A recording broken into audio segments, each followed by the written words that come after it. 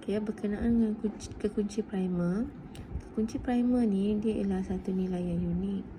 Maksudnya kalau saya ada nama semua pelajar sekolah SMK Subang, mesti ada orang yang nama dia sama kan? Tapi apakah benda yang boleh kita gunakan untuk membezakan setiap orang? Jadi dalam kes tu, kalau kita gunakan murid sekolah sebagai contoh, jadi yang sesuai, yang boleh kita katakan unik bagi setiap orang ialah nombor IC masing-masing. Sebab tak ada seorang pun yang akan ada nombor IC yang sama. Jadi kita nak itu satu attribute dengan nilai unik. Lepas tu dia tak boleh nilai dia kosong. Kita pun tahu nombor IC semua orang ada, tak ada orang yang tak ada nombor IC. Jadi bila kita ada nombor IC ni, kita boleh gunakan dia sebagai rujukan. Bila kita ada masukkan nombor IC contohnya, kita boleh terus tahu, oh ini nama dia apa, kelas dia apa. Semua data yang berkaitan dengan nombor IC tu semua akan keluar. Jadi itu kalau kita ada data macam tu, kita akan kata dia kunci primer.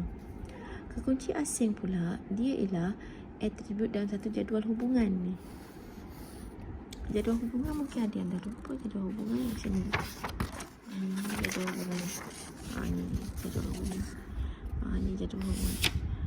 Jadi dia ialah salah satu atribut kat sini. Maksudnya sekarang ni dia ni kekunci asing ni, dia sebenarnya ialah kekunci primer, tapi dalam jadual lain. Sebab kamu kena tahu dalam Microsoft Access ni, dalam pangkalan data kita ada beberapa jadual. Okay. Contohnya macam ni lah. Jadual saya yang pertama, ini ialah jadual untuk murid. Ada beberapa perkara dalam ni. Atribut dia ada berapa atribut? Kalau ada 4 atribut. Lepas tu jadual yang kedua,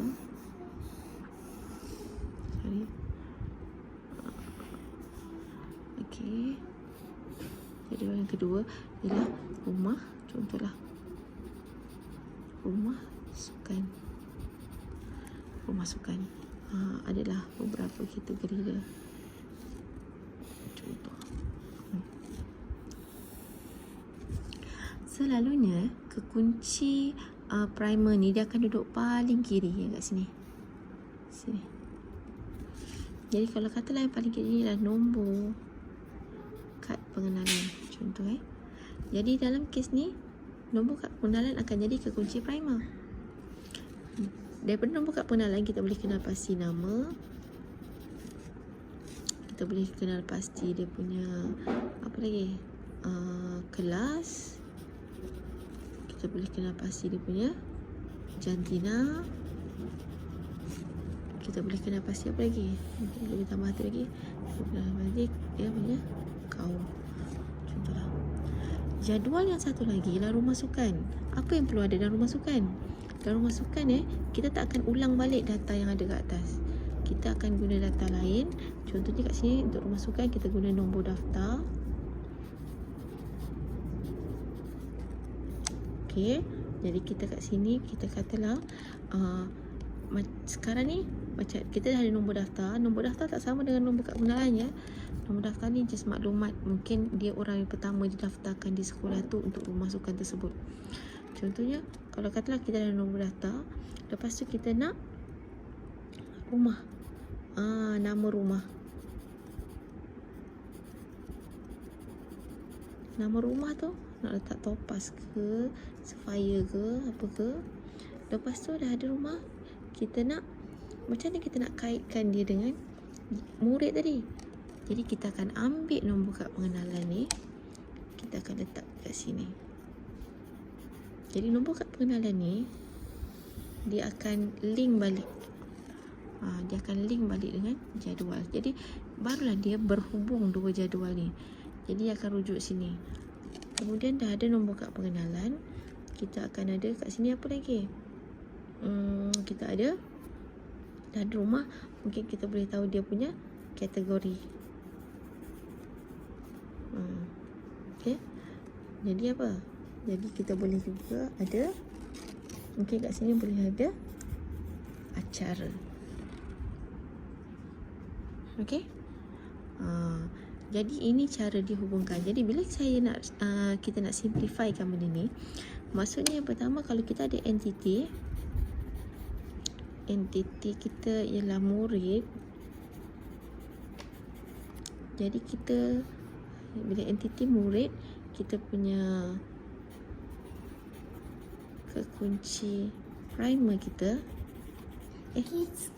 kunci primer kita akan ambil yang paling hujung ni, iaitu nombor pengenalan. Dan sebabkan dia jadual yang utama, dia tak ada kekunci lain. Untuk yang kedua, kita ada entiti kita, iaitu kita ada entiti rumah sukan. Kita ada kekunci primer. Mesti ada kekunci primer. Semua jadual ada kekunci primer. Cuma kekunci primer ni ialah yang paling hujung kat sini, iaitu nombor daftar.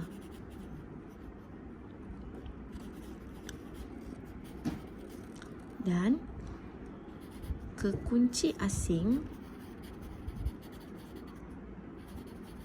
ialah yang menghubungkan dua-dua jadual ini, iaitu nombor kad pengenalan.